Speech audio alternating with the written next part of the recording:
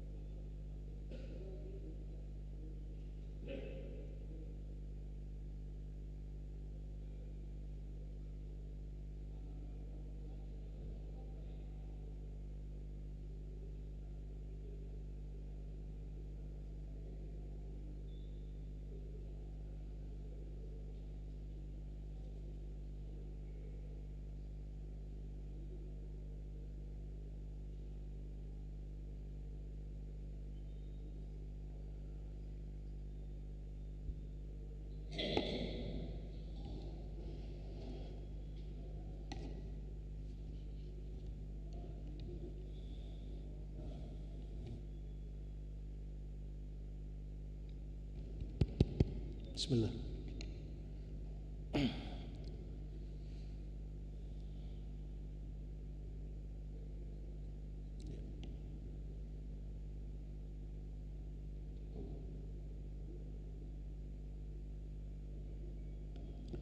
Assalamualaikum warahmatullahi wabarakatuh.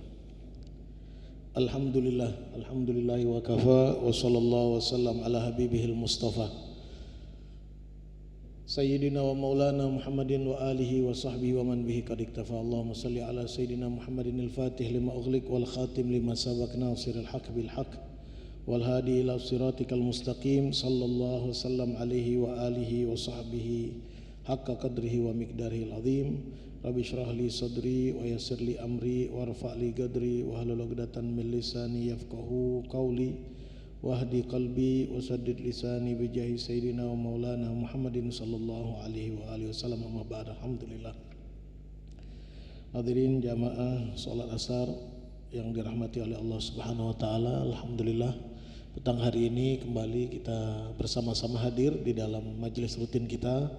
Setelah sebelumnya kita tunaikan salat asar secara berjamaah, yang tentunya kita berharap mudah-mudahan pelaksanaan salat asar yang kita tunaikan pada petang hari ini dicatat oleh Allah, diabadikan oleh Allah sebagai amal soleh kita, yang tentunya kita berbesar harapan mudah-mudahan nantinya akan menjadi bekal yang terbaik saat kita kembali kepada Allah, yang merupakan lambang ketertundukan kita kepada perintah Allah Subhanahu wa taala, insyaallah. Amin ya rabbal alamin. Pada petang hari ini kita akan lanjutkan kembali materi kita, menyelesaikan pembahasan tentang sifat yang kedua atau poin yang kedua dari sifat-sifat yang terpuji yang dihadirkan oleh Al-Imam Al-Ghazali di dalam kitab-kitab beliau, yaitu sifat khauf dan roja. Adanya keseimbangan di dalam diri kita, bahwa kita sebagai hamba Allah tentunya harus memiliki rasa takut kepada Allah Subhanahu wa taala, dan berangkat dari rasa takut inilah yang kemudian menjadi filter bagi kita, menjadi tameng bagi kita, menjadi benteng bagi kita daripada perbuatan dosa dan maksiat. Takut akan kemurkaan Allah, takut akan siksa Allah, takut akan tercabutnya berkah yang Allah berikan kepada kita. Rasa takut inilah yang kemudian nantinya akan menghalangi kita daripada perbuatan-perbuatan dosa. Ya. Jadi dasarnya seseorang meninggalkan perbuatan maksiat, patuhnya dia dalam melakukan perbuatan taat tidak lain karena Allah, bukan karena faktor lingkungan. Ya, ada sebagian kita kadang-kadang masih terbawa oleh lingkungan saja. Karena di lingkungan itu semuanya sholat, ya kita sholat. Nggak enak lah kalau nggak sholat, ya. Apa kata orang kampung nanti, kalau saya nggak sholat, saya kan muslim, kan begitu. Nah yang seperti ini untuk di awal tidak masalah, tapi di dalam perjalanan berikutnya, ya, dalam meningkatkan spiritual kita, kedekatan kita kepada Allah, tidak lagi kita bergantung kepada lingkungan.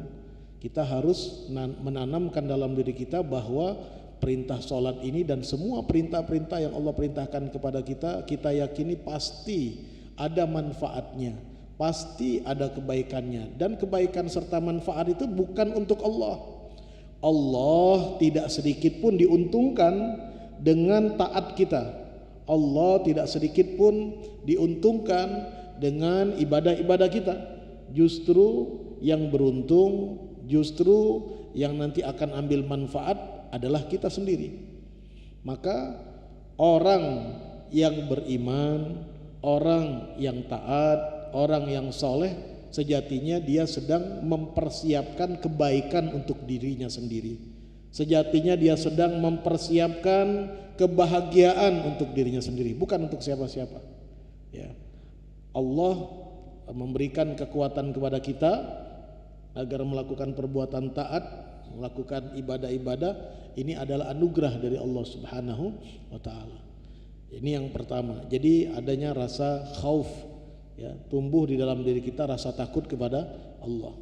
Namun di satu sisi yang lain, kita sadari bahwa kita sebagai manusia biasa yang kerap kali terjebak oleh tipu daya setan, dan kadang-kadang juga terpedaya oleh bisikan atau juga godaan nafsu, sehingga tidak jarang kita tergelincir di dalam proses perjalanan spiritual kita.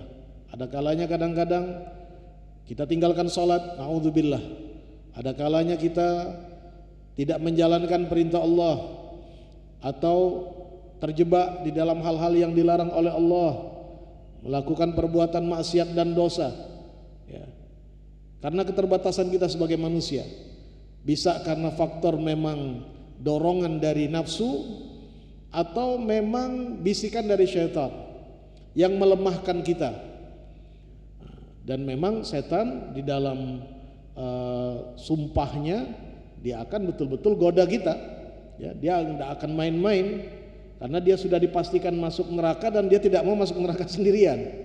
Maka dia mau memastikan banyak dari anak Adam ini yang harus ikut masuk ke neraka.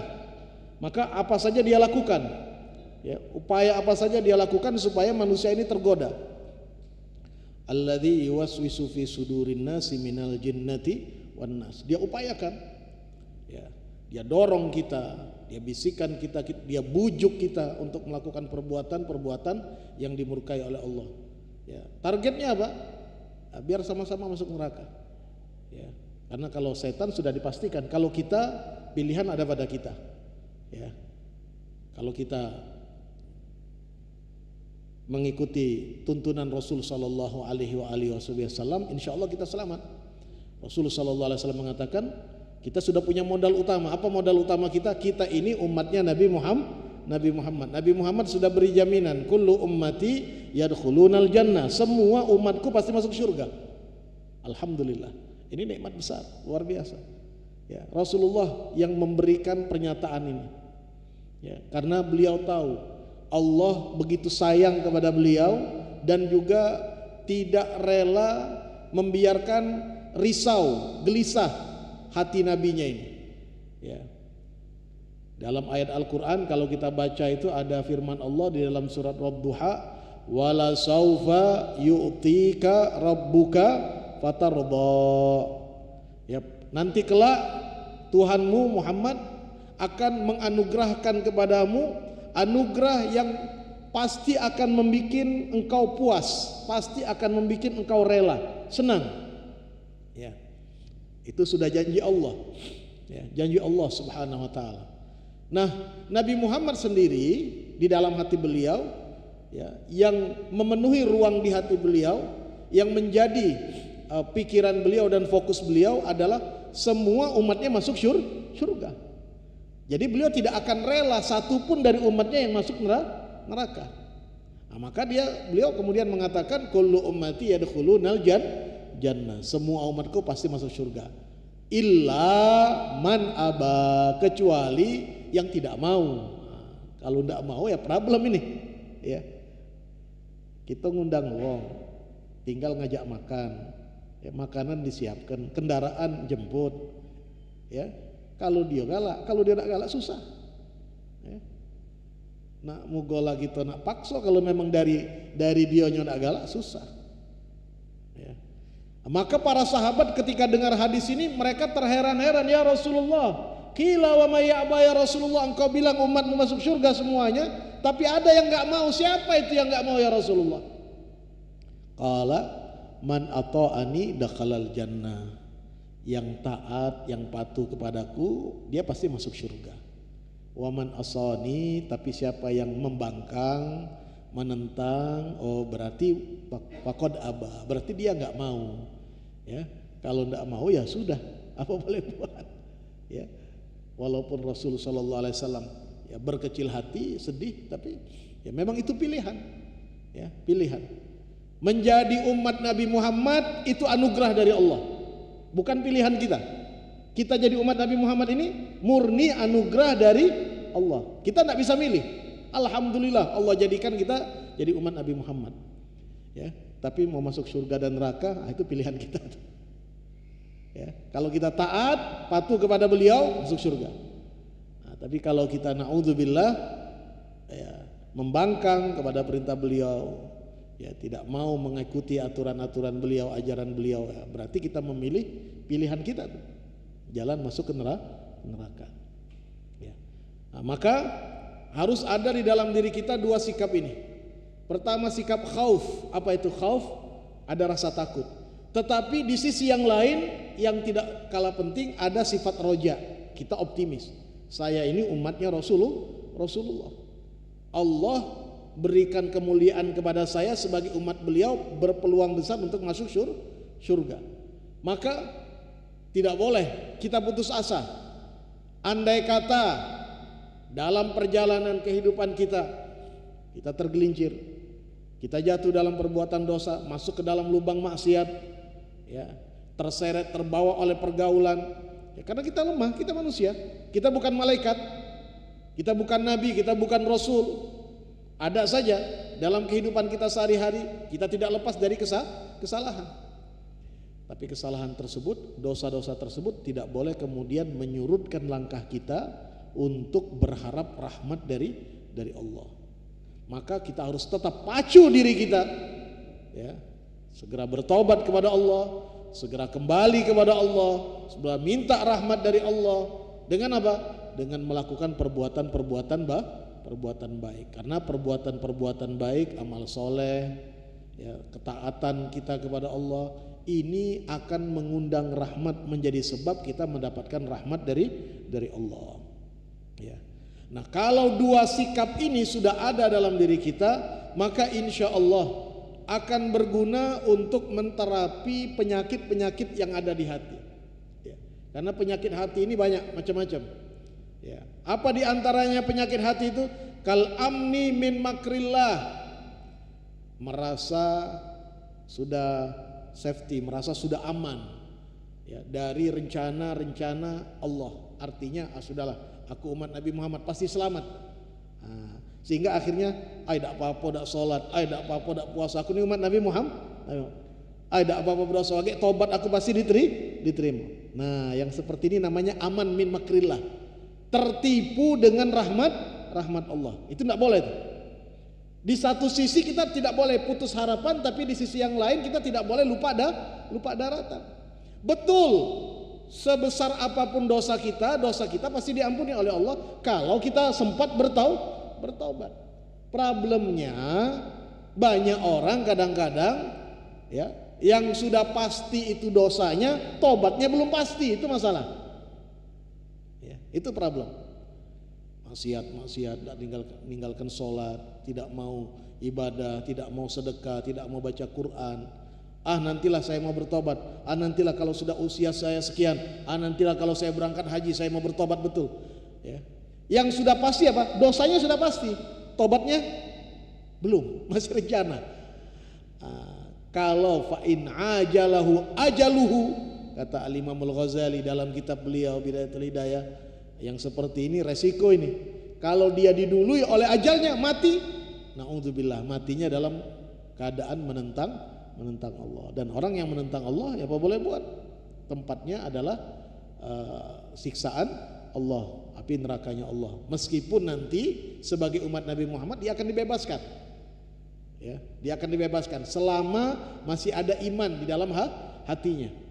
Rasulullah SAW menyatakan bahwa pasti akan keluar dari neraka umatku yang beriman kepada Allah dan Rasulnya, meskipun imannya itu sekecil, ya, sehalus bidhi dzarrah. Walaupun sekecil apapun, asal masih ada iman, ya, pasti dia akan dibebaskan. Cuman mampir dulu ke neraka. Dalam Al-Quran disebutkan masalakakum fis saqar, ngapo kamu dibaca masuk neraka. Malaikat bingung kalau lihat umat Nabi Muhammad. Ya, kalau ada umat Nabi Muhammad nanti di hari kiamat itu yang masuk neraka, malaikat bingung. Kenapa mereka bingung? Karena umat Nabi Muhammad ini murni dapat rahmat dari Allah. Idealnya semuanya masuk surga. Kenapa? Tidak ada yang berat bagi mereka itu, tidak seperti umat yang terdahulu. Ya. Berdosa 30 tahun, cukup bertobat sehari itu saja, dia bertobat sehari itu dosanya diampuni oleh Allah. Tidak harus kemudian bertobatnya 30 tahun juga baru nanti kemudian diterima, tidak. Orang-orang umat terdahulu kalau mereka berbuat dosa, ya, kalau mereka berbuat dosa, itu pas bangun tidur buka pintu rumahnya sudah tertulis, umpamanya semalam dia berzina, tertulis di pintunya si fulan bin fulan ahli zina, langsung tertulis, ya, langsung viral itu sekampung itu, ya, walaupun tidak ada media sosial itu langsung tertulis itu di rumahnya, ya, jadi langsung dikucilkan. Dan jalan taubat mereka juga berat. Kalau kita baca dalam Al-Quran, bagaimana Bani Israel ketika mereka mau bertobat disuruh oleh Allah bagaimana? Disuruh saling membunuh satu sama lain. Ya. Awan digelapkan, ya, suasana digelapkan, kemudian mereka dengan membawa pedang berhadapan satu sama lain. Tidak tahu siapa yang dihadapi. Pokoknya saling membunuh. Sebagai tanda kalau mereka mau bertobat kepada Allah. Kita tidak. Alhamdulillah. Ya. Dan kadang-kadang ada dosa yang kita tidak sadari, tahu-tahu tidak kita sadari sudah diampuni oleh Allah. Ya, pemutihan. Kata Rasulullah SAW, antara satu solat dengan solat berikutnya itu menghapuskan dosa di antara keduanya. Jadi kalau kita ini sekarang nih solat asar, ya, sebagai manusia biasa antara asar sampai maghrib ada saja kelalaian kita. Mungkin kita salah ngomong, mungkin mata kita melihat yang tidak baik, ya, ada saja dosa yang kita lakukan. Masuk di waktu maghrib kita sholat, dosa antara maghrib dan asar tadi langsung terhapus oleh Allah. Ya. Nah, kalau ini berlaku nih per hari, kalau nanti tidak terhapus juga, ada nanti Jumat. Hari Jumat itu kalau kita sholat Jumat yang hari ini dan Jumat berikutnya di antara keduanya menghapuskan dosa, terhapus dengan Jumat tersebut. Ya. Amal kita, pahalanya dilipat gandakan oleh Allah. Ya. Minimal satu amal kebaikan itu pahalanya 10, itu minimal itu. Ya. Dan bisa berlipat-lipat. Ya, bisa berlipat-lipat. Ya. Sehingga meskipun umur kita pendek, tapi pahala kita pahala orang yang hidup ratusan bahkan ribuan tahun. Karena kalau umat terdahulu ya 1:1 saja. Ya, tidak seperti umat Nabi Muhammad. Apalagi nanti masuk hari Jumat, masuk bulan Ramadan, kena Lailatul Qadar. Oh, dahsyat betul. Maka malaikat kalau ada ngelihat umat Nabi Muhammad di hari kiamat masuk neraka, bingung dia. Apa pacak masuk neraka ini? Padahal kalian punya peluang besar untuk mendapatkan surganya Allah. Seperti halnya juga mereka terheran kalau melihat umat sebelum umat Nabi Muhammad ini masuk surga. Karena tantangan mereka berat. Kalau masuk surga itu memang hebatnya. Ya. Nah, jadi kalau umat Nabi Muhammad masuk surga, ya sudah jaminan. Ya. Sudah mendapatkan kepastian. Tapi tertadi, mau atau tidak problemnya. Ya. Terjaga enggak Islam dan imannya sampai akhir hayatnya? Mampukah dia menjamin Islam dan imannya tetap bertahan ada di dalam hatinya sampai dia mati? Ya. Karena banyak, na'udzubillah, di akhir zaman ini perbuatan-perbuatan, amal-amal yang kita tidak sadari itu bisa menggerogoti iman kita. Bisa, na'udzubillah, memberangus keimanan kita. Innal ma'asiyah baridal kufur. Sesungguhnya perbuatan maksiat itu bisa menghantarkan kepada kekufuran. Nah, itu yang kita bahaya. Kita berlindung kepada Allah. Maka tidak boleh kita merasa aman. Ya. Nah, maka dengan kita takut tadi kita bisa singkirkan itu, merasa aman tadi. Tapi di sisi yang lain ada satu penyakit lagi namanya ya'as. Al-ya'su min rahmatih. Putus asa, berkecil hati, frustasi. Dari apa? Dari rahmatnya Allah. Ini juga tidak boleh. Kalau tadi merasa melangit di atas ngelambung ke awan, hebat, ngerasa hebat dengan amalnya, ya, merasa hebat dengan kedudukannya sebagai umat Nabi Muhammad. Tapi ini yang satu, dia kecil hati. Ya. Tidak katik lokak lagi, aku nggak masuk surga. Sudahlah, biarlah masuk neraka. Nah, ini tidak boleh. Alak banyaknya dosa aku, rasanya tidak bakal diampuni lagi oleh Allah. Nah, perasaan-perasaan seperti ini bahaya, tidak boleh dibiarkan. Ya, tidak boleh dibiarkan. Harus kita singkirkan. Dengan apa? dengan harap bahwa kita ini adalah umat Nabi Muhammad, rahmat Allah luas untuk kita. Saya sering sampaikan hadis ini, sering kali saya sampaikan hadis ini sebagai contoh dan teladan buat kita. Ada seorang sahabat dengan wajah yang murung, sumpek, ya, seolah dia memikul beban yang berat. Datang dia menghadap kepada Rasulullah. Ya. Datang dia kepada Rasulullah, ya Rasulullah, tolong aku ya Rasulullah, bebanku berat betul. Beban apa kata Rasulullah? Dosaku ya Rasulullah. Karena orang kalau berbuat dosa, maksiat itu sumpek hidupnya, nggak akan ada tenang-tenangnya. Ya, jiwanya nggak akan tenang. Ya, karena maksiat itu pasti menggelisahkan hati. Kalau hati sudah gelisah, biasanya nanti berkah rezeki tercabut, berkah hidup kecabut, nggak enak lagi dia menjalani kehidupan serba nggak enak. Walaupun dia berlimpah harta, walaupun jabatannya tinggi, jangan dipikir dia senang, tidak. Orang yang berbuat dosa itu tercabut kebahagiaannya, ya, tercabut itu kebahagiaannya, bebannya berat. Maka datang dia kepada Rasulullah, ya Rasulullah, bebanku berat betul ya Rasulullah. Seolah aku memikul bergunung-gunung dosa. Adakah jalan keluar untukku ya Rasulullah? Maka kata Rasulullah, kau ikuti aku baca doa. Ya. Jadi Rasulullah ajarkan ini supaya tertanam dalam hatinya. Jadi bukan hanya sekedar doa, tetapi menanamkan keyakinan pada hati sahabat ini. Apa bunyi doanya? Saya rasa kita sudah sering-sering mendengar doa ini. Allahumma maghfiratuka awsa'u min dunubi wa rahmatuka arja indi min amali, ya, faghfirli fa innahu la yaghfiru dunuba illa anta. Ya Allah, ya, ampunanmu ya Allah itu lebih luas daripada dosa-dosaku. Ya. Ini kita berbuat dosa, tapi rahmatnya Allah lebih luas dari dosa kita. Dan rahmatmu ya Allah lebih aku harapkan daripada perbuatanku, daripada amalku. Tidak ada tempat aku untuk mengadu, tidak ada tempat bagiku untuk meminta ampunan kecuali kepadamu ya Allah. Maka ampuni dosaku, tidak ada yang bisa mengampuni kecuali dirimu. Sahabat ini harinya ngikuti, dia paham, dia ngerti isi doa ini, sehingga akhirnya terlihat dari wajahnya sumringah, udah tenang. Habis baca doa, kemudian Rasulullah katakan, idhab, pergilah, dosamu sudah diampuni oleh Allah. Ya.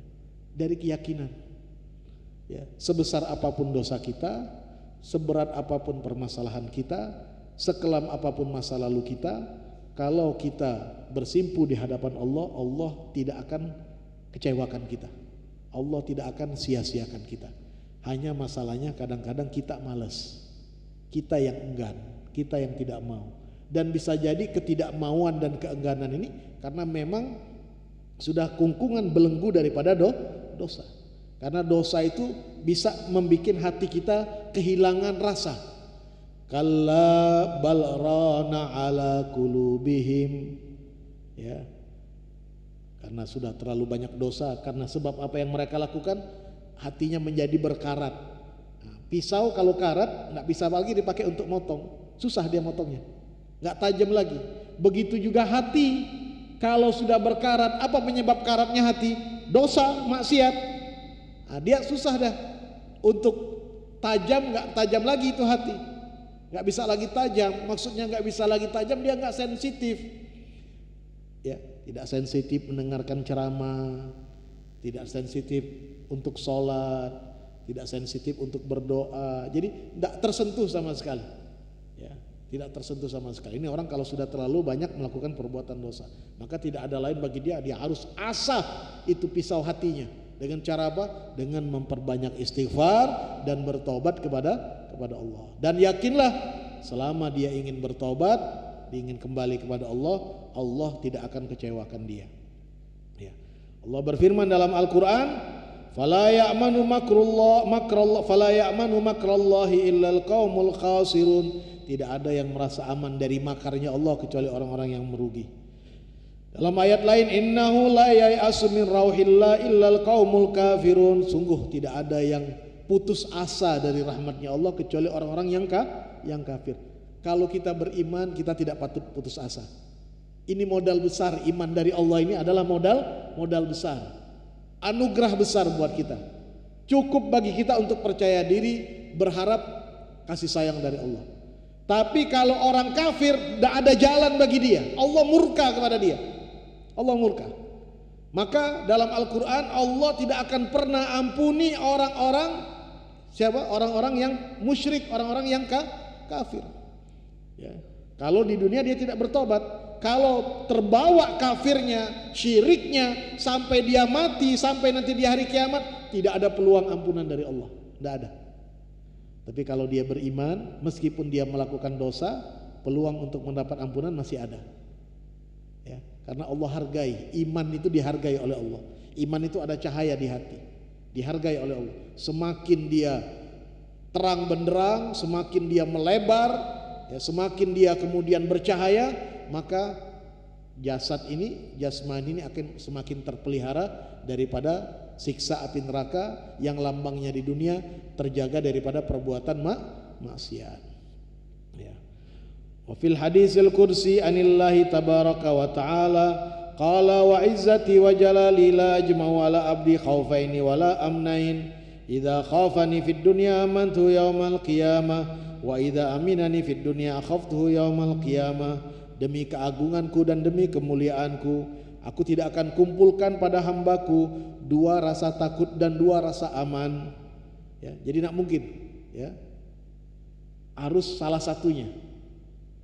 Idza khafani fid dunya amantu yaumal qiyamah. Kalau dia takut kepadaku di dunia, dia aku jamin keselamatannya di hari kiamat. Dia tidak akan ada lagi rasa takut di hari kiamat. Tapi kalau dia merasa aman denganku di dunia, sekendak-kendaknya dia di dunia, tidak katik rasa takut kepada Allah, ya, berani, lancang, apa saja dia lakukan, tidak ada rasa gelisah kalau dia tidak sholat, tidak ada rasa tenang, rasa risau ketika dia berbuat maksiat dan dosa, biasa saja, lancang betul. Akhaftuhu yaumal qiyamah, aku pastikan dia akan menjadi orang yang paling takut nanti di hari kiamat. Maka rasa takut kita tumbuhkan selama kita di dunia, tapi di sisi yang lain tetap kita berbesar harapan kepada rahmatnya Allah Subhanahu wa ta'ala. Ya, para jamaah yang dirahmati oleh Allah Subhanahu wa ta'ala, demikian untuk sebagian dari materi kita. Masih ada sebagian lagi yang akan kita lanjutkan terkait dengan khauf dan roja ini. Pada pertemuan yang akan datang akan kita bahas. Mudah-mudahan Allah Subhanahu wa ta'ala anugerahkan kita keseimbangan dari rasa takut dan juga roja di dalam hati kita, sehingga kita betul-betul takut kepada Allah dan menjalankan perintah-perintahnya, tapi di sisi yang lain tetap kita bergantung kepada rahmat Allah, berharap besar kepada kasih sayang Allah, sehingga insya Allah ketika kita meninggal kita berada di dalam naungan Allah Subhanahu wa ta'ala. Amin ya rabbal alamin. Allahumma maghfiratuka awsa'u min dunubina wa rahmatuka arja indana min amalina faghfir lana wa tub alaina innaka anta tawwabur rahim. Allahumma ya man waffaqa ahlal khair lil khairi wa anahum alaih wafiqna lil khair wa inna alaih. Da'wahum fiha subhanakallahumma wa tahiyyatuhum fiha salam wa akhiru da'wahum alhamdulillahi rabbil alamin. Taqabbalallahu minkum, minkum taqabbal ya karim. Assalamualaikum warahmatullahi wabarakatuh.